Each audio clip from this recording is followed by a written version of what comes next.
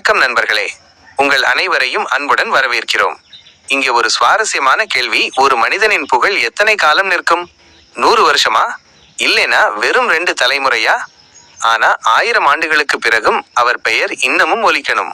அவர் கட்டிய கோவில் உலகத்தையே ஆச்சரியப்படுத்தணும்.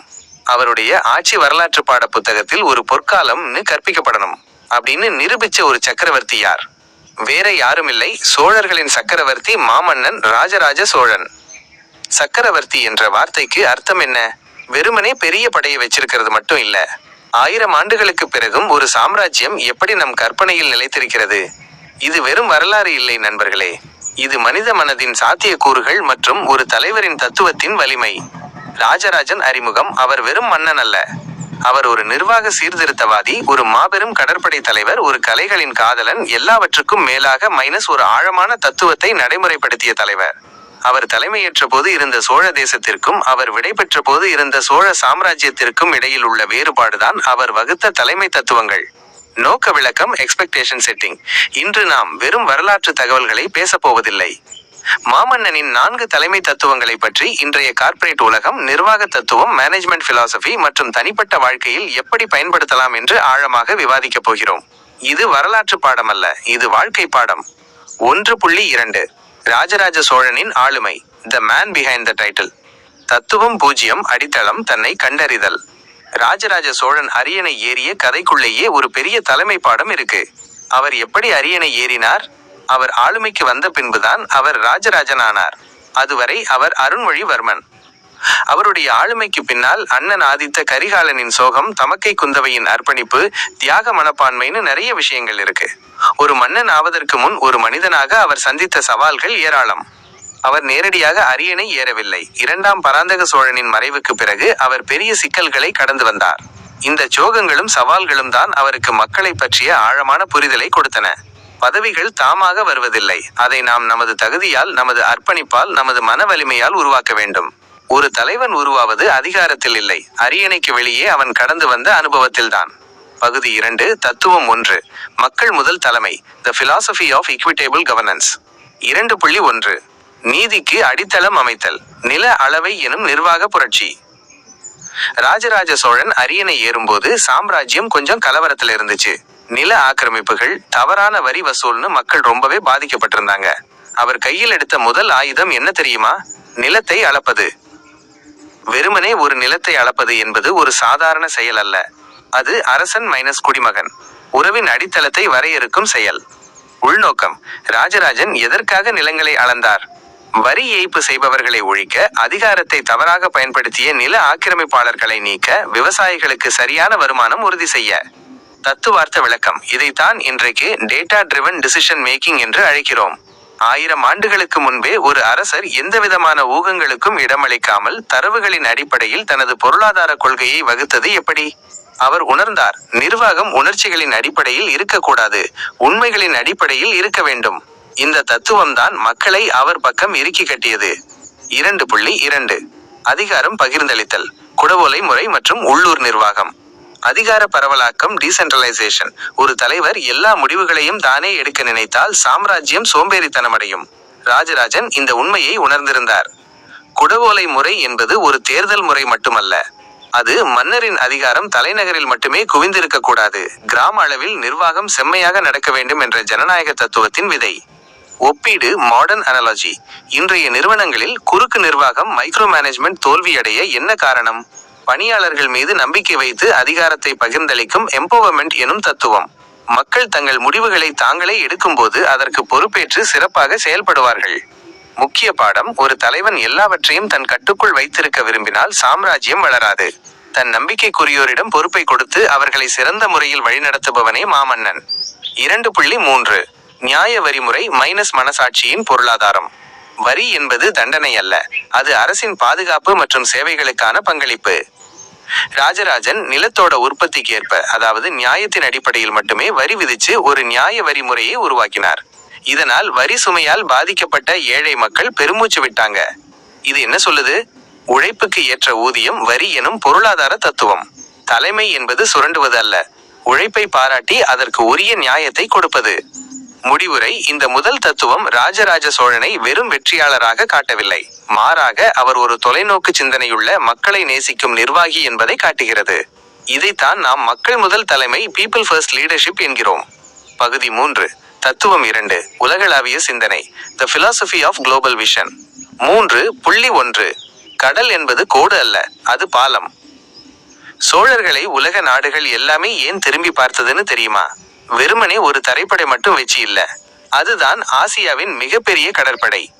விரிவாக்கம்: சோழர்களை பொறுத்தவரை கடல் என்பது நாட்டிற்கு ஒரு எல்லை இல்லை, அது உலகை இணைக்கும் ஒரு வணிக பாலம்.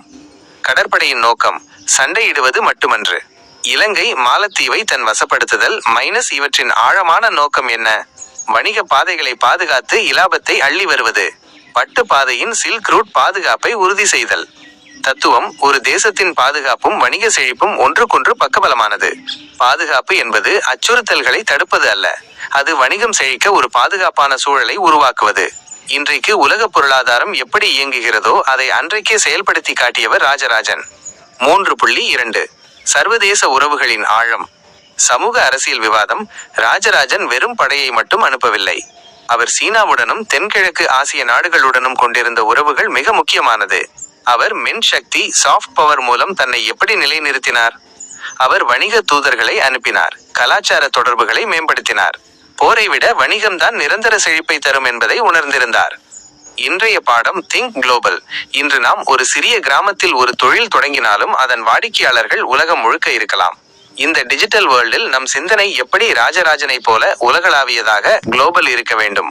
நம்ம உள்ளூர் சந்தையை பற்றி மட்டும் யோசிக்காமல் சர்வதேச சந்தையில் என்ன நடக்கிறது என்று பார்ப்பதுதான் வெற்றியின் முதல் படி. தூர தரிசனம், ஃபோர்சைட். வருங்கால சந்ததிகளின் செழுமைக்காக இப்போதே கடல் வணிகத்தில் கவனம் செலுத்திய அந்த தொலைநோக்கு பார்வைதான் சோழ பேரரசை ஒரு சகாப்தமாக மாற்றியது. பகுதி 4. தத்துவம் 3 மற்றும் 4.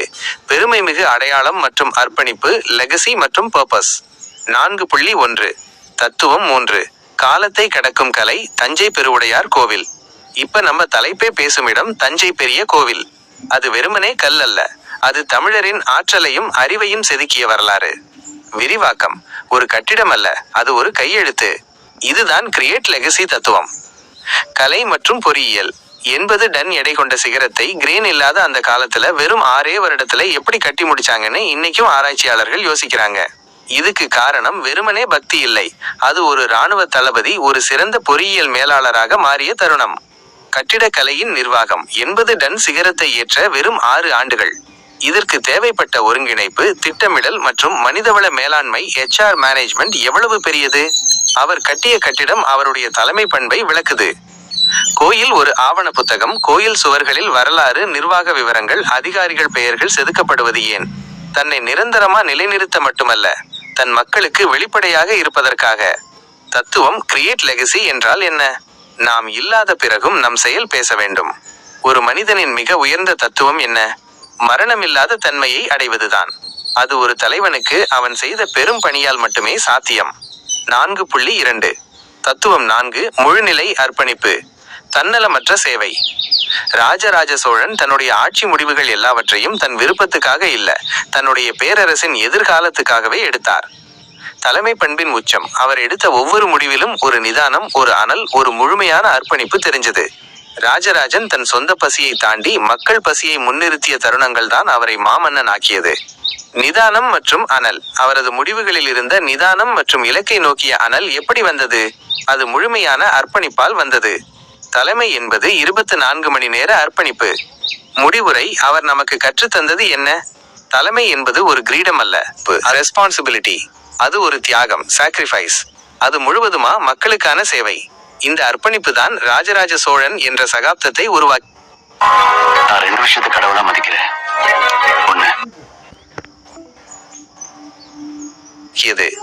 பகுதி 5.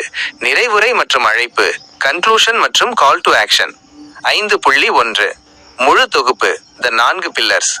ஆக இந்த ஆழமான பயணத்தில் ராஜராஜ சோழன் நமக்கு கற்றுத்தந்தது என்னென்ன? இந்த 4 தூண்களை உங்கள் வாழ்க்கையிலும் பயன்படுத்துங்கள். 1. நியாயம் மற்றும் பொறுப்பு. டேட்டா ட்ரிவன் டிசிஷன்ஸ் கூட்டல் எம்பவர்மெண்ட். தரவுகளின் அடிப்படையில் முடிவுகள், அதிகாரத்தை பகிர்ந்தளித்தல். 2. உலகளாவிய சிந்தனை. குளோபல் விஷன் கூட்டல் சாஃப்ட் பவர். உள்ளூர் சந்தை மட்டுமல்ல, உலக வணிகத்தை பார்ப்பது. 3. பெருமை மிகு அடையாளம். கிரியேட் லெகசி கூட்டல் எக்ஸிகியூஷன் எக்ஸலன்ஸ். காலத்தை வெல்லும் ஒரு அடையாளத்தை உருவாக்குதல். 4. முழுநிலை அர்ப்பணிப்பு. லீட் வித் பர்பஸ் கூட்டல் சாக்ரிஃபைஸ். தன்னலமற்ற சேவைதான் உண்மையான தலைமை. 5.2 நமக்கான சகாப்தம்.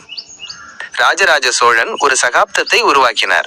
இன்று நாம் ஒவ்வொருவரும் நம் வாழ்க்கையின், நம் குடும்பத்தின், நம் நிறுவனத்தின் சக்கரவர்த்தி. நாம் என்ன சகாப்தத்தை உருவாக்கப் போகிறோம்? நாம் ராஜராஜ சோழனை நினைவில் கொண்டாடுவது மட்டுமல்ல, அவருடைய இந்த 4 தலைமை தத்துவங்களையும் நம் வாழ்வில் நடைமுறைப்படுத்தி நாம் ஒரு சகாப்தத்தை உருவாக்குவோம். Closing call to action. இந்த வரலாற்று அறிவு உங்களுக்கு உதவியாக இருந்தா இந்த வீடியோவுக்கு ஒரு லைக் கொடுத்து உங்க நண்பர்கள் கூட ஷேர் செய்யுங்க. உங்க வாழ்க்கை தத்துவங்கள்ல நீங்க எந்த பண்பு முதல்ல எடுத்துக்க போறீங்கன்னு கமெண்ட்ல சொல்லுங்க. இதே மாதிரி ஆழ்ந்த சிந்தனை மற்றும் வாழ்க்கை தத்துவ வீடியோக்களுக்கு நம்ம சேனலுக்கு சப்ஸ்கிரைப் பண்ணி கூடவே அந்த பெல் ஐகானையும் அழுத்திடுங்க. அடுத்த காணொளியில் சந்திப்போம். நன்றி, வணக்கம்.